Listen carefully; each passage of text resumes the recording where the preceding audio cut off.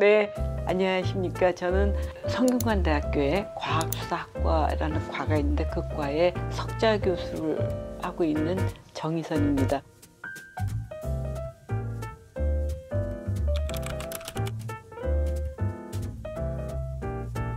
일단은 과학이라는 걸 크게 생각을 한다면은 이 학문의 기본은 사실은 법의학에서 먼저 시작을 했거든요. 그러니까 사인이 뭐를 밝히는가 하는 거거든요.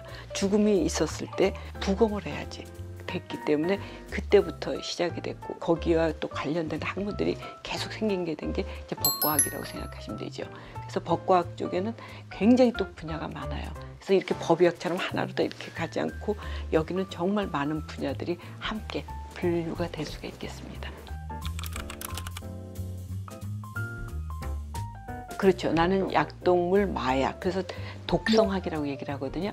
그러니까 톡시콜로지라고 그래서 이런 마약도 그러니까 사인이 되는 거. 일단은 가장 기본적으로 하는 건 이 어떤 변사 사건이 있었을 때 부검을 하고 난 다음에 이 사람의 사인이 뭔가 약물이라든가 마약이라든가 이렇게 사망할 수 있고 또 농약도 있고 청산 뭐 이런 것들이 있잖아요. 그래서 그런 것들이 위 내용물이나 혈액 중에 있는가 아닌가를 확인을 해서 그거의 사망의 원인을 찾는 그 일이 아주 굉장히 큰 일.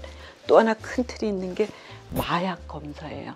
이게 여기 떨어지는 하얀색 분말이 이게 정말 마약인지 아닌지 그 검사하는 거 굉장히 중요하고 마약을 먹었는지 안 먹었는지 확인하는 거 굉장히 중요하죠. 그래서 이 마약 쪽 일이 굉장히 또 이제 점점 커지고 있어요. 그래서 나는 전공은 이쪽 분야가 되겠습니다. 가장 요즘에 핫한 게 유전자죠. 유전자 분석이 아주 핫하죠. 그래서 유전자 기술이 지금 어제 범인을 특정할 수 있다는 것 때문에 요새 굉장히 많이 뜨고 있고요. 또 있는 게 이제 디지털 포렌식이라고 그래서 그러니까 지금 CCTV에 찍힌 사진 누구인지 확인하는 거.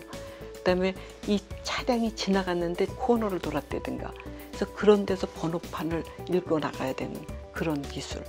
그다음에 사람이 그 CCTV에 찍혔는데 이 사람이 정말 그 사람인지 맞는지 그런 것도 보는 것도 그렇고요. 그 디지털 포렌식 쪽에 스마트폰도 그렇고 이런 것들이 전부 다 거기 관련되거든요. 그래서 디지털 포렌식 쪽도 아주 굉장히 지금 아주 중요한 분야로 다 돼 있고 음성 분석도 하는 데 있고요.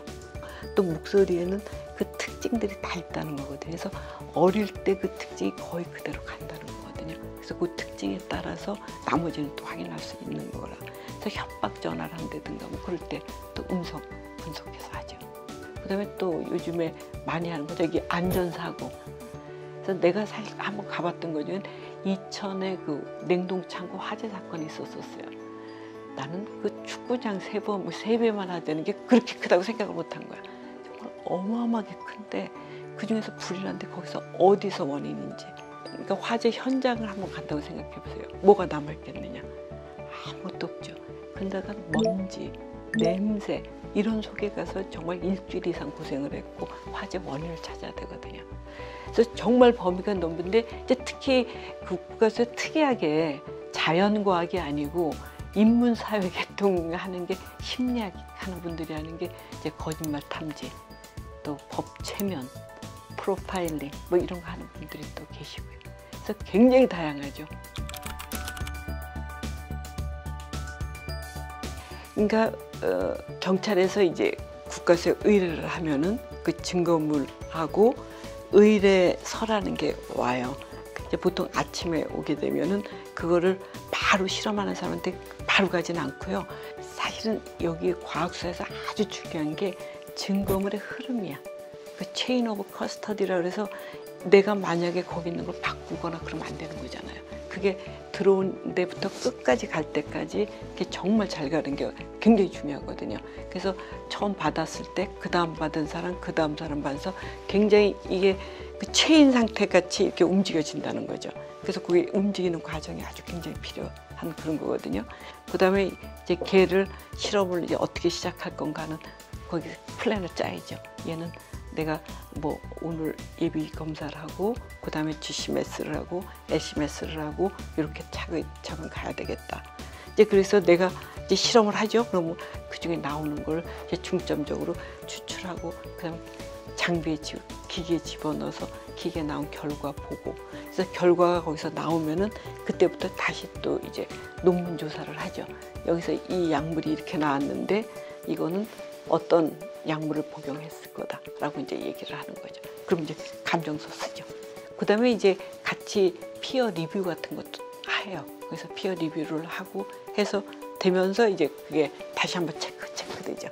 그러면서 이제 그 의뢰하신 기관한테 가는 거거든요.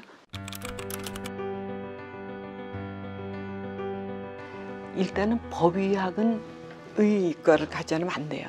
그래서 의과 대학을 나오고 전문의 쪽도 병리 쪽을 해야 되는 그런 아주 특별한 그런 한 줄이 있고요. 그다음에 이제 많은 분야가 이제 국가에서 많은 게 화학하신 분들 많고요. 그다음에 유전자 하는 분야가 생물, 또 그다음에 뭐 분자 생물학 뭐 이런 파트가 아주 커졌어요. 여기 아주 요즘에 엄청 커져 있거든요.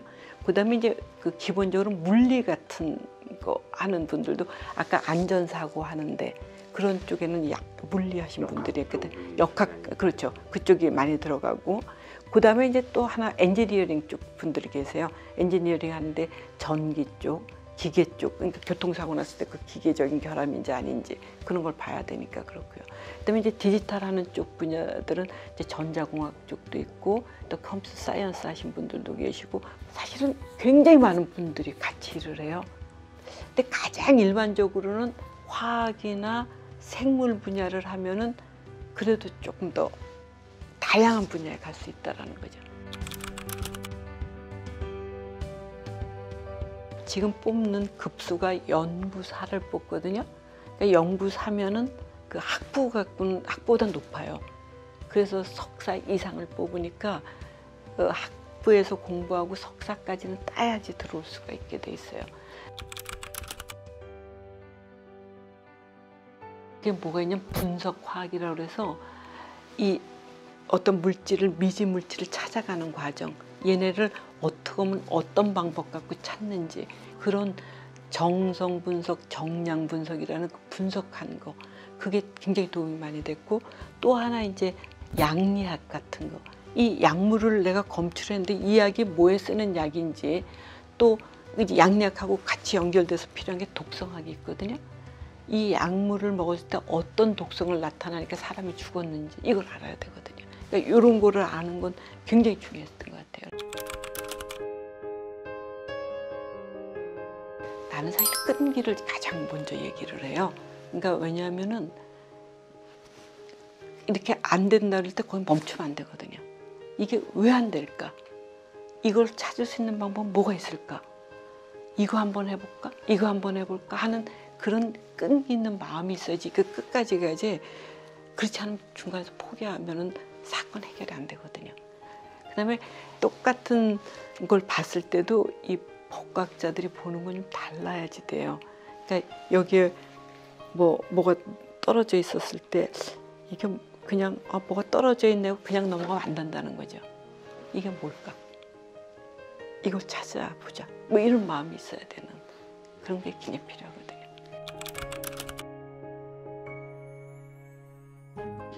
이건 내가 제일 좋아하는 질문 같은데 네. 가장 큰 매력이요. 국가에서 가장 큰 매력은요. 과학자로서 전혀 모르는 물질을 찾아가는 과정이에요. 화학 물질이 수십만 가지잖아요. 그중에서 찾아가야 되죠. 그 찾아가는 과정이 정말 나는 흥미롭다 그래도 사실 흥미롭지는 않지만 어쨌든 흥미롭죠. 계속 줄어드는 거죠. 그래서 그 많은 것들 중에 촥촥촥촥촥 가서 찾았을 때 그 기쁨. 그건 뭐 유레카 이상이죠. 국가수의 또 하나 가장 중요한 것 중에 하나는 내가 찾아놓은 결과가 국민의 안전하고 관련된다는 거죠. 어떤 사람이 하는 일이 국민하고 연결되는 게 그렇게 있겠어요.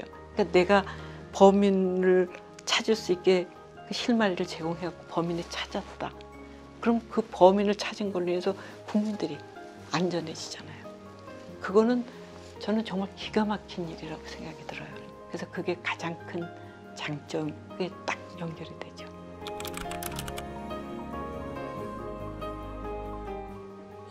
한마디만? 2마디도 좋고 10마디도 좋습니다. 나는 항상 그 중고등학생들한테는 호기심 갖는 마음, 그게 참 중요하고, 그다음에 과학에 대한 관심인데, 이 과학에 대한 관심이라는 게 재미가 없잖아요.